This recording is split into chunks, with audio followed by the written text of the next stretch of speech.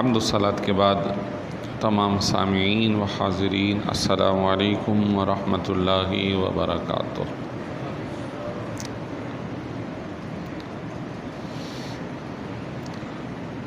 ایک آیت مبارکہ سورہ شورا 25 پارے کی اس کا ایک حصہ تلاوت کرنے کا شرف حاصل کیا۔ اللہ تبارک و تعالیٰ سے دعا کرتے ہیں مولا ہمیں سیکھنے، سمجھنے اور عمل کی توفیق عطا فرما۔ محرم الحرام کی نسبت سے ہی آج انشاءاللہ درس کا ارادہ ہے اور عنوان ہے آپ سرکار دو عالم صلی اللہ علیہ وسلم کے اہل بیت، آپ کا خاندان۔ نبی رحمت سرکار دو عالم صلی اللہ علیہ وسلم نے جب مدینہ منورہ میں 8 سال گزار لیے اور مکہ مکرمہ فتح ہو کر اسلامی ریاست کا حصہ بن گیا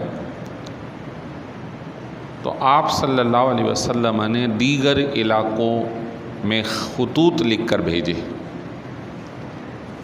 ایران بھیجا، روم بھیجا اور دیگر علاقوں کے اندر آپ صلی اللہ علیہ وسلم کے وہ خطوط، پیغامات، ان کے الفاظ، ان کی تفصیل احادیث طیبہ کی کتابوں میں موجود ہے، لیکن ہو بہو وہی خط جو آپ نے بھیجا، چند ایک وہ اپنی اصلی حالت میں بھی محفوظ ہیں۔ اس میں سے چند ایک خط ترکی کے اندر میوزیم توپ کاپی کے اندر وہ جو آپ صلی اللہ علیہ وسلم نے خط لکھوایا اور بھیجا وہ اوریجنل آج بھی موجود ہے۔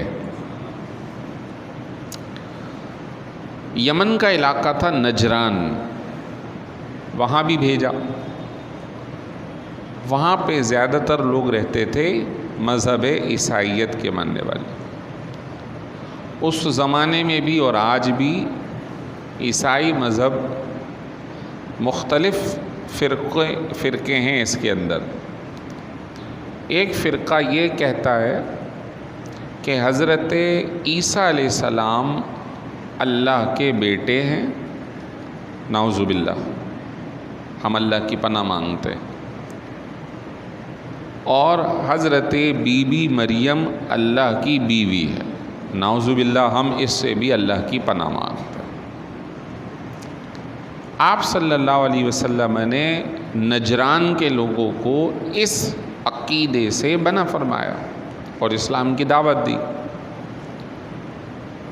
تو نجران کے کچھ مذہبی لوگ اور کچھ عوام الناس وہ مدینہ منورہ پہنچے اور آپ صلی اللہ علیہ وسلم نے انہیں بھی یہ بات عقیدہ اسلامی سمجھایا، اور تیسرے پارے میں یہ پوری ڈیٹیل موجود ہے۔ تو جو بات وہ لوگ عجیب سمجھتے تھے کہ بن باپ کے کوئی پیدا ہوا ہے کیا، تو جس کا کوئی باپ نہیں اس کا اللہ، نعوذ باللہ، باپ ہے، یہ وہ کہتے تھے۔ تو قرآن پاک نے کہا کہ عیسیٰ کی مثال تو آدم جیسی ہے، کمثل آدم خلقہ من تراب ثم قال له کن فیکون، کہ تم تو عیسیٰ کی بات کر رہے ہو، ان کی والدہ تو ہیں، اللہ تو وہ ہے کہ جس نے بن ماں بن باپ کے آدم کو بنا دیا، وہ تو اس بات پر قادر ہے کہ مٹی سے انسان بنا دے۔ تو باپ نہ ہو ماں سے ہی بیٹے کی ولادت کر دے، اللہ اس بات پر قادر ہے۔ انہوں نے نہ مانی تو اللہ تعالیٰ نے آیت نازل فرمائی، اے حبیب آپ ان سے کہہ دیجئے آؤ مباہلہ کرتے ہیں، ایک دوسرے کے خلاف دعا کرتے ہیں، اگر تم حق پر ہو تو اللہ ہمیں ختم کر دے، اور ہم حق پر ہیں تو ہم دعا کرتے ہیں اللہ تمہیں ختم کر دے۔ اور اے حبیب کہہ دیجئے آؤ تم اپنے بچوں کو، بیویوں کو، بیٹیوں کو، خواتین کو لے آؤ، ہم بھی اپنے گھر والوں کو لے آتے ہیں اور پھر مل کر یہ دعا کرتے ہیں تاکہ خاندان سمیت یہ معاملہ ختم ہو جائے۔ وقت مقرر ہوا،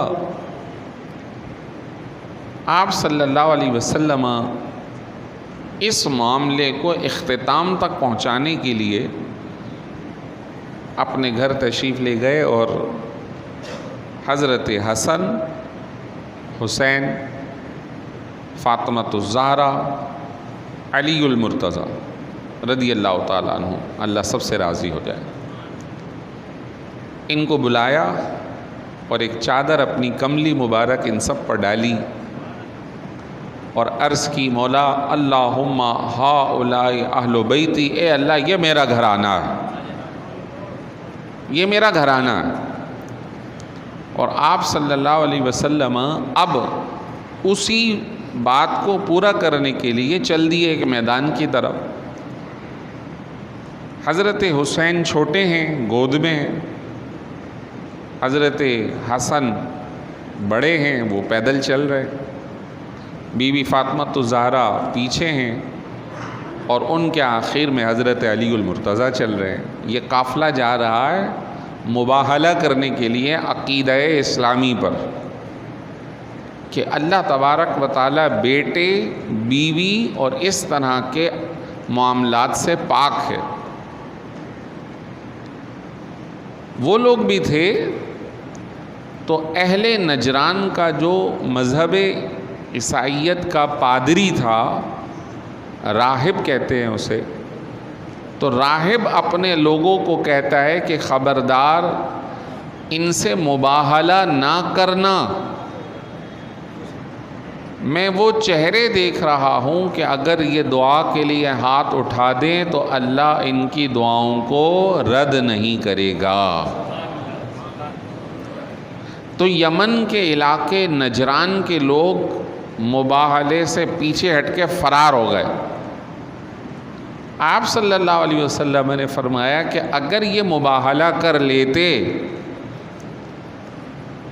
ہماری دعائیں ہوتی، تو اللہ 3 دن کے اندر اندر اہل نجران کو اس دنیا سے مٹا دیتا، کیونکہ نبی کی دعا ہے، اور جب یہ دعا ہے کہ اللہ انہیں ختم کر دے یا ہمیں، تو نعوذ باللہ آپ علیہ الصلاۃ والسلام تو کوئی غلط بات تو نہیں فرما رہے تھے، وہ تو صحیح تھی، وہ دعا ہوتی، نبی کی دعا رد نہیں ہوتی، تو پھر اس کے مقابلے میں جن کے خلاف یہ دعا جاتی وہ علاقے والے فنا ہو جاتے۔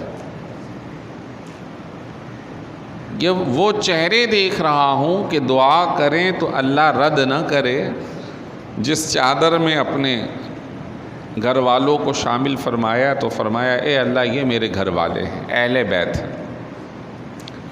اب یہاں پہ سمجھنے کی بات ہے کہ بیت کہتے ہیں گھر کو۔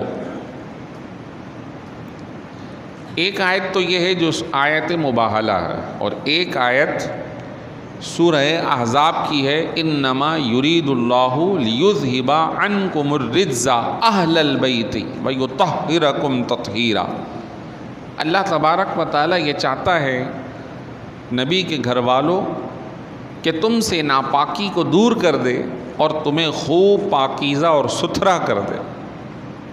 اس آیت کو جب پڑھتے ہیں تو اس سے پچھلی آیتیں 22ویں پارے کی آیت ہے، تو اس سے پچھلی آیتیں بلکہ رکوع سے جو بات چل رہی ہے وہ یا ایھا النبی قل لازواجک، اے حبیب آپ اپنی زوجہ ازواج بیویوں کو کہہ دیں. تو بات چل رہی ہے خواتین امہات المومنین کی. تو اس آیت کو اگر پچھلی آیتوں سے جوڑا جائے تو اہل بیت سرکار کی ازواج مطہرات کو بھی کہا گیا ہے. تو یوں اہل بیت وہ بھی ہیں جو حضور کے اپنی آل اولاد ہیں، اور اہل بیت وہ بھی ہیں جو آپ صلی اللہ علیہ وسلم کے نکاح میں آنے کے بعد آپ کے گھرانے سے جڑ گئیں. تو یہ آپ علیہ الصلاۃ والسلام کی ازواج مطہرات بھی اہل بیت میں شامل ہیں. اور اہل بیت ان لوگوں کو بھی کہا گیا ہے جو نہ آپ کی اولاد ہے نہ ازواج ہیں، بلکہ آپ جس گھرانے سے تعلق رکھتے ہیں، خاندان بنی ہاشم. خاندان بنی ہاشم. اب خاندان بنی ہاشم کے اندر حضرت سیدنا عباس رضی اللہ تعالیٰ عنہ، آپ کے چچا محترم، آپ کے دوسرے چچا حضرت امیر حمزہ، اور پھر ان کی آل اولاد. تو ان کو کہا جاتا ہے کہ ان کی اولاد کے اندر بنو عباس، حضرت علی المرتضیٰ کے بھائی، ان کا نام ہے عقیل بن ابی طالب، تو بنی عقیل. حضرت علی کے اور بھائی حضرت جعفر طیار، ان کی اولاد بنو جعفر طیار. اس طرح وہ خاندان کے قریبی رشتہ دار جو آپ علیہ الصلاۃ والسلام کے ساتھ رہے، اسلام کو قبول کیا اور معروف ہے، تو وہ بھی خاندان اہل بیت میں شامل ہے. چنانچہ حضرت عباس جو حضور علیہ الصلاۃ والسلام کے چچا محترم ہیں، سارے صحابہ آپ صلی اللہ علیہ وسلم کے چچا محترم کا بہت ہی زیادہ ادب کیا کرتے تھے، بہت احترام. چنانچہ حضرت سیدنا عباس رضی اللہ تعالیٰ عنہ اگر مدینہ منورہ میں کہیں چلتے ہوئے نظر آ رہے ہیں اور کوئی صحابی اپنی سواری پر آ رہا ہے، تو وہ اپنی سواری سے اتر جاتے تھے احتراماً اور کھڑے ہو جاتے تھے کہ ابھی حضور کے چچا محترم یہاں سے جا رہے ہیں، ادب میں. خلیفہ اول صدیق اکبر حضور کے پردہ فرمانے کے بعد خلیفہ بن گئے تھے، لیکن چچا محترم اس وقت زندہ تھے. تو اگر وہ آ جاتے تو صدیق اکبر اپنی جگہ چھوڑ کر کھڑے ہو جاتے تھے کہ آپ علیہ الصلاۃ والسلام کے چچا محترم آئے ہیں. خلیفہ وقت تھے حضرت عمر فاروق رضی اللہ عنہ، تو جمعے کی نماز پڑھانے جا رہے تھے، وقت کم تھا. تو جس گھر کے پاس سے گزرے وہاں ایک پرنالہ لگا ہوا تھا، چھت پر ایک پائپ لگا ہوا تھا لوہے کا ٹکڑا کہ پانی پورا ڈھل کر اس سے نیچے گر جائے. تو وہاں کچھ کہتے ہیں کہ کوئی پرندہ تھا جو زخمی ہوا کہ اس کو بلی وغیرہ نے کھایا، یا کوئی شے تھی جس کو ذبح کر کے اوپر ڈال دیا گیا. بہرحال خون اور پانی مکس ہو کر وہ پرنالے سے نیچے گرا. عمر فاروق رضی اللہ تعالیٰ عنہ وہاں سے جا رہے تھے کہ وہ خون پانی مکس آپ کے کپڑوں پر گر گیا، کپڑے ناپاک ہو گئے. تو یہ جلالی کیفیت کے آدمی تھے. کہا کہ بھئی یہ جو پرنالہ ہے نا راستہ نبوی میں آتا ہے، اس کو یہاں سے نکال دو اور کسی اور طرف شفٹ کرو. نماز گئے، دوبارہ غسل کیا، دوسرے کپڑے پہنے اور نماز جمعہ پڑھائی. پرنالہ نکالنے کی جب بات ہوئی تو وہ نکال بھی دیا گیا. تو حضرت عباس رضی اللہ تعالیٰ عنہ خلیفہ وقت کے پاس یعنی عمر فاروق کے پاس پہنچ گئے. کہا آپ نے کہا ہے میرے گھر سے پرنالہ نکالنے کا؟ کہا ہاں. آپ کو پتہ ہے یہ پرنالہ سرکار نے خود لگایا تھا، صلی اللہ علیہ وسلم۔ اب وہ سہم گئے اور کہا کہ اب میں وہاں کھڑا ہوتا ہوں، میرے کندھے پر آپ سوار ہو کے پرنالہ اپنی جگہ پہ لگا دیجئے۔ یہ تھا ان کا معاملہ۔ صحابہ کرام بہت ہی عزت کیا کرتے تھے اہل بیت اطہار کی۔ حضرت ابو ہریرہ رضی اللہ تعالیٰ عنہ کس قدر جلیل القدر صحابی ہیں کہ اس وقت ذخیرہ احادیث میں جس صحابی نے سب سے زیادہ فرمان رسول امت کو پہنچائے ان میں پہلے نمبر پہ حضرت ابو ہریرہ ہے رضی اللہ عنہ۔ لیکن ایک موقع آتا ہے کہ حضرت امام حسین چھوٹے تھے تو آپ اپنی سواری سے اتر کر شاید کہ مسجد جانا چاہ رہے تھے کہ پاؤں مٹی میں آلودہ ہو گئے، تو ان کو مسجد کے قریب بٹھا کر اپنے کپڑوں سے ان کے پاؤں صاف کر رہے تھے، اپنے کپڑوں سے ان کے پاؤں صاف کرنے لگے احتراماً کہ یہ سرکار کے خاندان کے ہیں۔ ادب، محبت، اور اسی طرح اہل بیت اطہار بھی صحابہ کرام سے بڑی محبت کیا کرتے تھے، ان کا ساتھ دیتے تھے۔ خصوصاً ان اہل بیت اطہار میں جو مرکز ہیں وہ حضرت علی المرتضیٰ ہیں کرم اللہ وجہ الکریم۔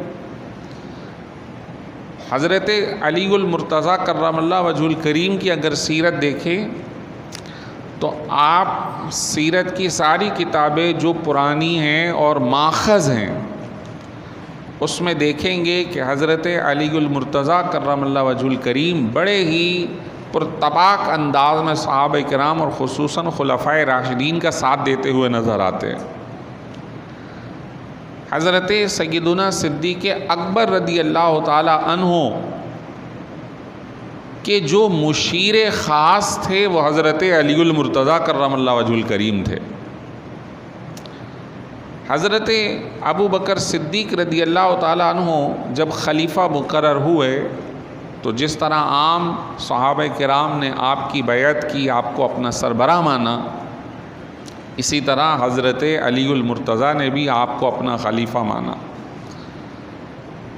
بعض لوگوں نے آپ کو کہا کہ آپ سرکار کے قریبی عزیز رشتہ دار ہیں، خلیفہ آپ کو ہونا چاہیے۔ تو آپ نے فرمایا نہیں۔ کسی نے یہ کہا کہ ہم نے سنا ہے سرکار نے آپ کے لیے وصیت کی ہے، آپ نے کہا نہیں، اگر ایسی بات ہوتی تو میں ان کو خلیفہ بننے نہیں دیتا، چاہے اس میں میری جان چلی جاتی کہ میں حضور کی وصیت کو ضرور پورا کرتا۔ اور سرکار دو عالم صلی اللہ علیہ وسلم کا اچانک وصال نہیں ہوا، آپ کافی دن علیل بھی رہے، ہم سے بات چیت بھی ہوتی رہی، اور آپ علیہ الصلاۃ والسلام نے عبادت کے لیے ہمارا امیر ابو بکر صدیق کو مقرر کیا تھا، اور نہ صرف ہم نے ان کے پیچھے نمازیں پڑھی بلکہ سرکار دو عالم صلی اللہ علیہ وسلم نے خود بھی ان کے پیچھے نماز پڑھی۔ تو جن کو ہماری عبادت کا امیر سرکار نے مقرر کر دیا تو دنیا کا امیر بھی ہم نے انہیں ہی مقرر کر لیا۔ یہ حضرت علی المرتضیٰ کا کلام ہے حضرت صدیق اکبر کی حمایت کے اندر۔ اور حضرت صدیق اکبر رضی اللہ تعالیٰ عنہ جب امیر مقرر ہو گئے تو وہ امیر بننے سے پہلے کپڑوں کی تجارت کیا کرتے تھے، اوپن بازار کے اندر کپڑے بیچتے اور جو پروفٹ ہوتا اس سے اپنے گزر بسر کرتے۔ تو امیری جب مل گئی تو انہوں نے، کیونکہ سرکار علیہ الصلاۃ والسلام کوئی اجرت تو نہیں لیتے تھے، وہ تو رسول اللہ ہیں، وہ تو اللہ کی طرف سے مقرر ہیں، اور آپ ہمہ تن مصروف تھے اسی کام میں، تبلیغ دین میں۔ اب جب یہ والا معاملہ آیا تو انہوں نے کہا کہ میں اپنا پرانا کام کرتا ہوں، مسلمانوں کی دیکھ بھال یا جو ذمہ داری ہے وہ ادا کرتا رہوں گا، اب میں جاتا ہوں بازار۔ تو کپڑوں کی گٹھری اٹھائی کندھے پہ اور جا رہے ہیں کہ علی المرتضیٰ کرم اللہ وجہ الکریم درمیان میں ملتے۔ آپ کہاں جا رہے ہیں؟ کہا بھئی کماؤں گا نہیں تو گھر کیسے چلاؤں گا؟ کہا نہیں، اب آپ بھی سرکار کی طرح ہمتاً دین کے کام میں مصروف ہو جائیں. آپ کا وظیفہ مقرر ہونا چاہیے بیت المال سے. یہ فیصلہ مشورہ کون دے رہا ہے؟ حضرت علی المرتضیٰ. اب کیبنٹ بیٹھتی ہے، دیگر جو معروف صحابہ ہیں، حضرت عمر فاروق ہیں، حضرت عثمان غنی ہیں، حضرت علی ہیں، حضرت عبد الرحمن بن عوف ہیں، عشرہ مبشرہ کی کیبنٹ بیٹھتی ہے اور کہا جاتا ہے کہ بیت المال سے ان کے گھر کا خرچ پورا کیا جائے اور ان کو مکمل طور پر مسلمانوں کی نگرانی کے لیے مصروف کر دیا جائے. تو وہ جب مصروف ہوئے اور ان کے گھر کا جو خرچ بیت المال سے، تو وہ بیت المال سے اگر ان کو تنخواہ مل رہی تھی وظیفہ، تو انہوں نے دونوں ہاتھوں سے وظیفے کو یا بیت المال کو صاف نہیں کیا، صرف اتنا کہ جس سے گزر بسر ہو جائے. تو ایک روز اہلیہ نے کہا کہ میٹھا کھانے کی حاجت ہے. کہا بھئی جو ملتا ہے اسی میں گزر بسر کرو. 2-4 ہفتے گزرے کہ اہلیہ نے میٹھا بنایا گھر میں. کہا بھئی یہ کہاں سے آ گیا؟ کہا وہ جو روزانہ وظیفہ ملتا ہے اس میں سے میں نے تھوڑا تھوڑا بچا کر آج 3-4 ہفتوں کے بعد میٹھا بنایا ہے. حضرت علی اور دیگر جو لوگ کیبنٹ تھے ان کو کہا کہ بھائی میرا اتنا وظیفہ کم کر دو کیونکہ اتنا بچ رہا ہے جس سے اس نے میٹھا بنا لیا، آئندہ اتنا نہ دینا، اس سے کم والا دے دینا، بس اس پہ ہمارا گزر بسر ہو جائے گا. یہ تھے مسلمانوں کے سربراہ. یہ ہے ان کی امانت داری اور دیانت داری. آج جو مسئلہ ہے وہ اس کا اپوزٹ ہے. کوئی ایک چھوٹے ادارے کا بھی سربراہ بنتا ہے تو وہ سمجھتا ہے کہ یہ پورے ادارے کے جو ریزرو فنڈ ہیں وہ میرے ہیں اور میرے خاندان آباء و اجداد کے. تو اس کی وجہ سے جو ادارے ہیں وہ تباہ ہو رہے ہیں اور حکومتی جو نظام ہے وہ تباہ حال ہے. نتیجہ کیا ہے؟ ٹیکس در ٹیکس، ٹیکس در ٹیکس، ظلم در ظلم. ڈائریکٹ ٹیکس بھی ہو رہا ہے، انڈائریکٹ ٹیکس بھی ہو رہا ہے. ڈائریکٹ یہ ہے کہ جو آپ کما رہے ہو آپ اس میں سے دو. انڈائریکٹ یہ ہے کہ غریب ہے، فقیر ہے، کچھ بھی ہے، اس نے دوائی خریدنی ہے اس پہ ٹیکس ڈال دو، صابن خریدنا ہے اس پہ ٹیکس ڈال دو. یہ انڈائریکٹ ٹیکس ہے جس کو ہر بندے نے دینا ہے. جا کہاں رہا ہے بھائی؟ اتنا ٹیکس، اتنا ٹیکس، اتنا ظلم کہ لوگ رو پڑے ہیں. یہ انتظام کی کمی ہے، یہ انتظام کی کمی ہے. بہرحال حضرت علی المرتضیٰ ہی ہیں کہ جو حضرت صدیق اکبر کے لیے حمایت میں کھڑے تھے اور حضرت صدیق اکبر رضی اللہ تعالی عنہ سے اتنا تعلق گہرا کہ جب بی بی فاطمۃ الزہرا کا وصال ہوا تو نماز جنازہ کس نے پڑھایا؟ حضرت علی المرتضیٰ نے خود جا کر ان سے کہا، صدیق اکبر سے، کہ آپ فاطمۃ الزہرا کا جو ہے نماز جنازہ پڑھائیں گے. تو خلیفہ وقت حضرت صدیق اکبر رضی اللہ تعالی عنہ نے بی بی فاطمۃ الزہرا رضی اللہ تعالی عنہا کا نماز جنازہ پڑھایا. ایک روز صدیق اکبر رضی اللہ تعالیٰ عنہ گئے تو چھوٹے تھے امام حسین، کھیل رہے تھے، تو ان کو اٹھا کر بالکل سرکار کی طرح کندھوں پہ بٹھا لیا اور چل رہے ہیں، جس طرح سرکار اپنے کندھوں پہ بٹھا کر انہیں سواری کروایا کرتے تھے. اور کہنے لگے کہ خدا کی قسم سرکار کے بالکل مشابہ ہیں، یہ شکل و شباہت میں سرکار کے بالکل مشابہ ہیں. تو حضرت علی المرتضیٰ دیکھ کر اس معاملے کو مسکرا رہے، اتنی محبت. اور حضرت عمر فاروق اور حضرت علی المرتضیٰ کا معاملہ، اللہ اکبر.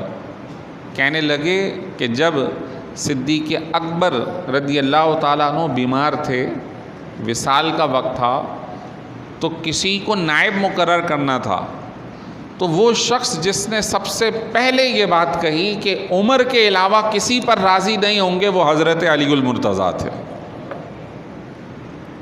عمر کے علاوہ ہم کسی پہ راضی نہیں ہوں گے.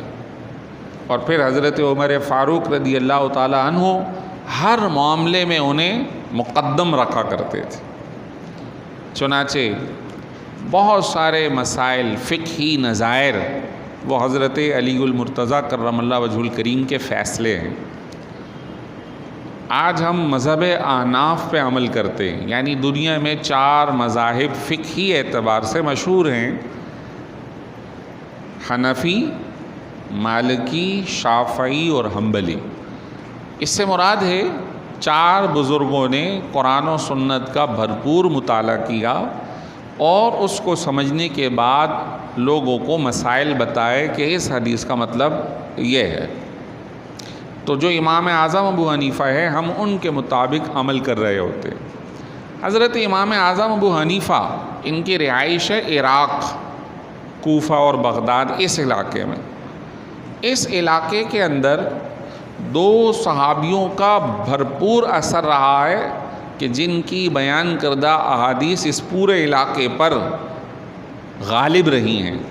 اس میں سے ایک ہے حضرت علی المرتضیٰ کرم اللہ وجہہ الکریم، کیونکہ آپ اپنے خلیفہ بننے کے بعد اس علاقے کو آپ نے اپنی خلافت کے لیے منتخب کیا تھا۔ آپ مدینہ منورہ سے عراق شفٹ ہو گئے تھے۔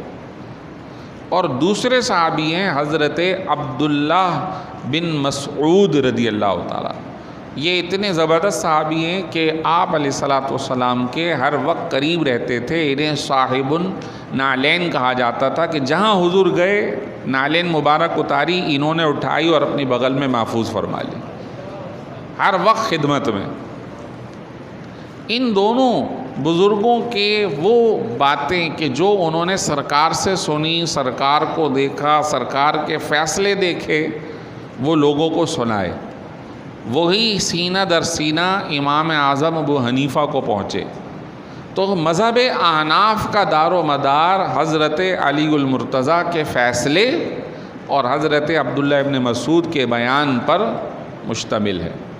یقیناً اب وہ کیا ڈیٹیل ہے، کیا فیصلے ہیں، کیا آپ نے باتیں بتائیں، تو حضرت علی المرتضیٰ سے منسوب آپ کی روایات کے مجموعے موجود ہیں، خصوصاً حضرت علی المرتضیٰ کے فیصلے۔ آپ اگر آن لائن سرچ کریں تو آپ کو وہ بھی مل جائے گا PDF میں، کتابیں خریدنا چاہیں تو آپ کو بھی اسٹال پہ مل جائیں گی۔ یقیناً وہ پڑھنے کا ذخیرہ ہے، جب موقع لگے تو خصوصاً حضرت علی المرتضیٰ کرم اللہ وجہہ الکریم کے بیان کردہ فرامین اور فیصلے کا مطالعہ ضرور فرمانا چاہیے۔ اللہ تعالی ہم سب کا حامی و ناصر ہو۔ وآخر دعوانا ان الحمد للہ رب العالمین۔